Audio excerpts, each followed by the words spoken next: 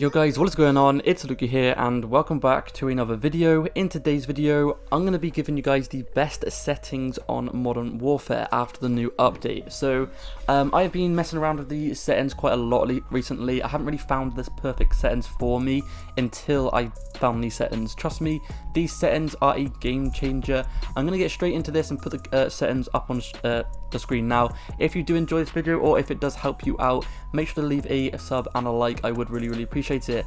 Anyway, for the first button layout preset, it is obviously completely up to you because a lot of people play in different ways.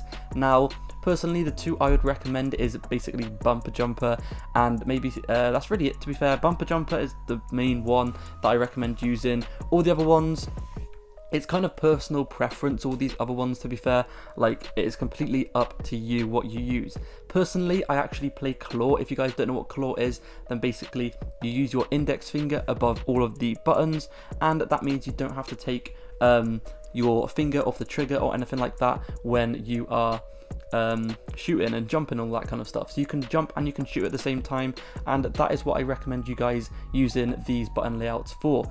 I recommend you guys using either stick and move or using bumper jumper. So stick and move is where you press in the stick to actually jump, and then bumper jumper is when you use your bumpers to actually jump instead, which is very good in my opinion. Now, stick layout preset, I don't recommend changing at all. In vertical look, obviously you guys are going to want to disable that. Now, sensitivity, personally I like a 7.7 sensitivity. I've been using a 7.7 for the last previous Call of Duties now, so I do really recommend you guys using a 7.7. Now, for the ADS multiplier, I recommend you guys putting that down to 0.70. And then for the aim response curve, I recommend you guys putting it on linear. Personally, linear is my favorite one to use. I've tried all the other ones out and they just didn't really feel that I don't know, they just didn't feel good for me. But linear, I found that one and I liked it. Now, controller vibration. Personally, I love having the vibration on. I don't know why, I've always played with vibration on. I know a lot of people have it disabled, so that one is obviously completely up to you. Now, for the aim assist, you guys are just going to want to have it on standard. I haven't really messed around with these yet, but I personally just recommend to have it on standard because that's just how it has been in basically like all the other previous Call of Duty, so I don't really recommend you guys changing that. The weapon mounts, I recommend you keeping all of this basically exactly the same. This just basically changes like basic little things, like instead of holding down the trigger to aim, you can simply just tap the trigger once and it will stay aimed in until you press it again.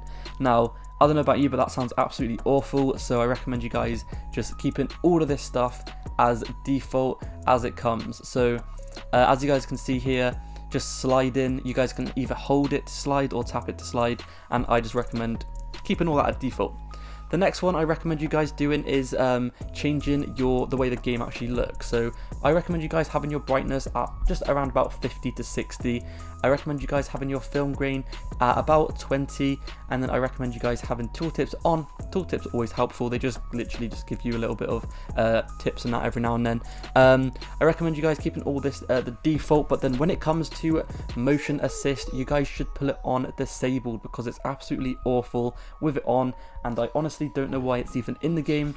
It's meant to make the game look more realistic because obviously if you move in real life, like if you quickly look around in real life, everything does look a bit blurry, and that is what this basically is meant to be the same as. But my recommendation for you guys is to disable the gun motion blur and the world motion blur because it makes everything blurry, and it literally makes enemies blurry even. Like right now, if those two enemies there, if I didn't even know they were there and I looked across that section really fast, it would be blurry and I wouldn't even be able to see them very well. So I definitely recommend you guys disabling motion blur.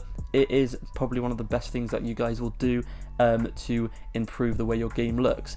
Now, I really do recommend you guys using these settings. They are very good. I hopped into a random game after I tried these settings out because I was just messing around with all the settings, making sure I could find some good ones for me, and these are the ones I found, and I've been absolutely loving them ever since. So literally, I tried these out. The first game I did it, which is the game in the background, I got like 60 kills and I only got about 15 deaths or so, which is a pretty decent game in my opinion. So yeah, I definitely recommend you guys using these settings. They will change the way you play completely. Thank you so much for watching anyway guys. Yeah, that has been it for today's video, and hopefully I will see you guys in the next one. Peace.